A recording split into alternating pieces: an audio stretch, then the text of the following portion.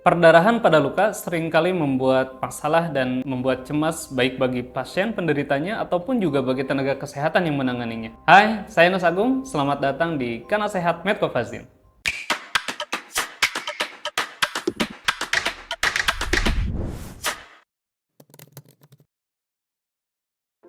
Perdarahan akibat luka itu adalah suatu kondisi yang sering terjadi dan bisa terjadi kapan saja. Mengetahui cara penanganan perdarahan dengan benar adalah sangat penting untuk menghindari terjadinya masalah yang lebih serius serta memberikan pemulihan luka yang lebih cepat. Berikut adalah tahapan-tahapan yang harus kita lakukan pada saat luka terjadi perdarahan. Yang pertama adalah penilaian awal dan kondisi perdarahan. Kita lihat bagaimana kondisi luka dan bagaimana perdarahan itu terjadi, serta kita cari sumber pendarahan daripada luka tersebut. Yang selanjutnya adalah lakukan penekanan pada luka dan sumber perdarahannya.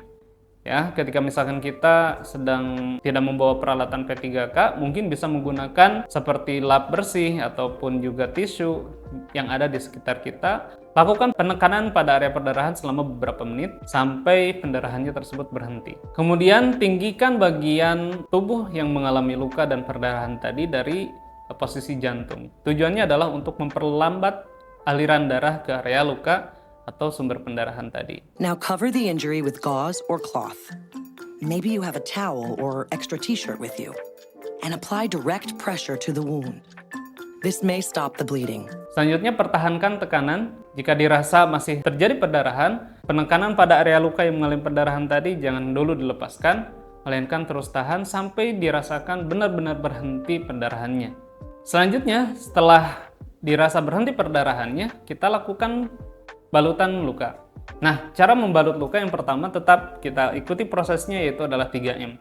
Kita cuci lukanya menggunakan cairan antiseptik. Yang di sini kita akan gunakan adalah Medcovazin sabun cuci luka, di mana itu efektif sekali untuk membuang jaringan mati dan menghindari terjadinya toksik atau merusak terhadap jaringan granulasi. Kemudian cairan yang kita gunakan biasanya kita menggunakan PHMB untuk membuang bakteri yang ada di permukaan luka. Selanjutnya kita tutup menggunakan primary dressing yang akan kita pilih, yaitu yang pertama adalah calcium alginate dan juga Medcovazin yang memang kita gunakan untuk pembalutan luka.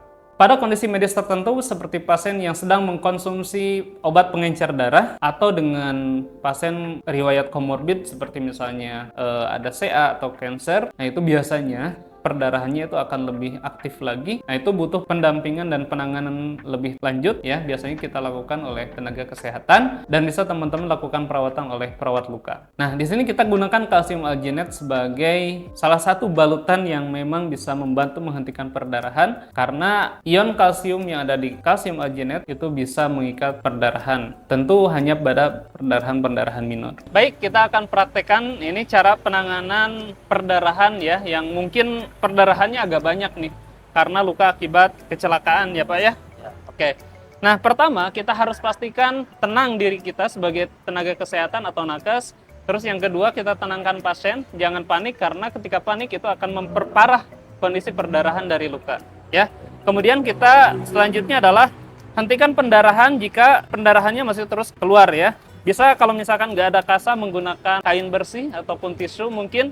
Nah karena di sini ada kasa, saya akan gunakan kasa untuk menghentikan perdarahannya. Jadi kita cukup tekan pada area perdarahan, sumber pendarahannya di mana. Misalkan daerah sini nih, kita harus tekan sumber pendarahannya ya. Nah seperti ini. Jadi kita tekan seperti ini. Pastikan ditekan agak kencang ya, kemudian ditahan sampai beberapa menit, biasanya 1-2 menit. Sampai dipastikan bahwa perdarahannya sudah berhenti. Sakit Pak? Sakit, maaf ya Pak ya. Oke, nah kalau misalkan sudah berhenti perdarahannya, kita bisa lakukan pencucian atau bersihkan luka ya. Nah sebelum kita bersihkan, kita siapkan alat-alat yang kita butuhkan untuk perawatan luka. Pertama untuk membersihkan luka, di sini kita menggunakan cairan antiseptik atau wound antiseptik yang tidak toksik ya. Saya pakai PHMB. Kemudian yang kedua, saya gunakan sabun cuci luka untuk membersihkan area luka, agar luka tersebut betul-betul bersih. Nah, setelah itu ada kasa, ya kita gunakan kasa. Kemudian ada Medcovazin reguler, saya gunakan di sini untuk nanti membalut lukanya sebagai dressing primer atau yang langsung nempel ke luka. Nah, setelah ini saya akan gunakan kalsium alginate ya untuk membantu menghentikan atau mengontrol perdarahan. Ya, ini salah satu alternatif ketika misalkan terjadi pendarahan yang paling efektif, terutama perdarahannya yang cukup lumayan seperti ini, kita gunakan kalsium alginate. Ya, bentuknya seperti ini. Selanjutnya kita siapkan plester ya untuk nanti membalut lukanya. Jika pendarahan terus-menerus ya, salah satu alternatif yang sangat efektif untuk menghentikan pendarahan adalah kita bisa menggunakan kalsium alginate ya. Kita taruh di area pendarahannya, kemudian kita tekan sampai betul-betul pendarahan tersebut berhenti. Nah, ini lebih efektif jika dibandingkan kita menggunakan kasa. Ya, kita menggunakan kalsium alginate seperti ini.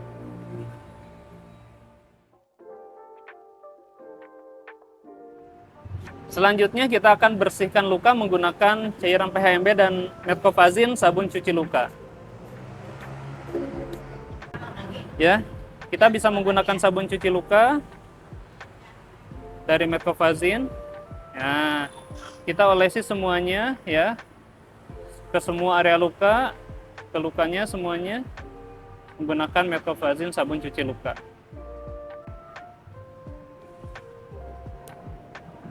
Setelah itu, kemudian kita bilas lagi menggunakan PHMB. Dan selanjutnya kita bersihkan menggunakan kain kasa.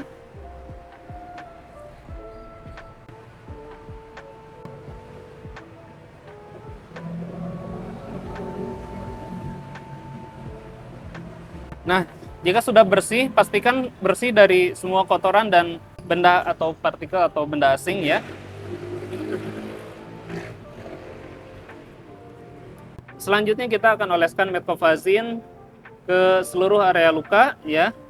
Atau kita bisa oleskan Metcofazine ke permukaan alginate ya. Kemudian kita ratakan dan langsungkan tempel ke permukaan luka.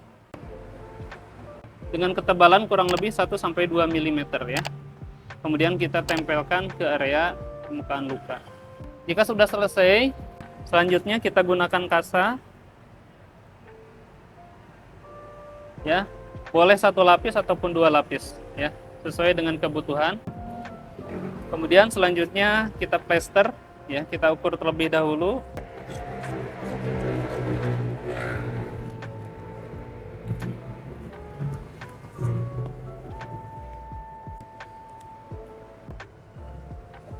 Dipastikan bahwa plester ini menutupi seluruh area luka. Jika ada bagian yang belum ketutup, boleh ditambah lagi ya. Ya, jadi seperti ini untuk penanganan luka yang terjadi pendarahan. Nah, apabila nanti masih ada pendarahan, masih rembes, boleh ditekan di sumber pendarahan tadi. Jadi tanpa harus dibuka dulu balutannya. Ya, ini balutan dibiarkan selama 3 hari.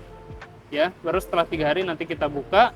Atau jika sudah ada rembesan, ada darah, ada cairan luka, atau misalkan terkena air basah atau pasiennya tidak nyaman dan juga ada tanda-tanda infeksi, maka ini harus segera diganti. Nah, itu saja mungkin video yang bisa saya sampaikan.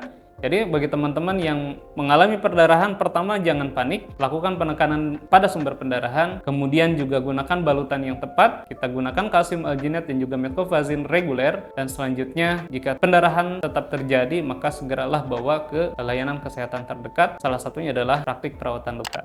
Itu saja yang bisa saya sampaikan, semoga video ini bermanfaat. Jangan lupa untuk like, subscribe, dan komen di bawah jika ada pertanyaan yang ingin teman-teman sampaikan. Saya Agung, sampai jumpa di video berikutnya.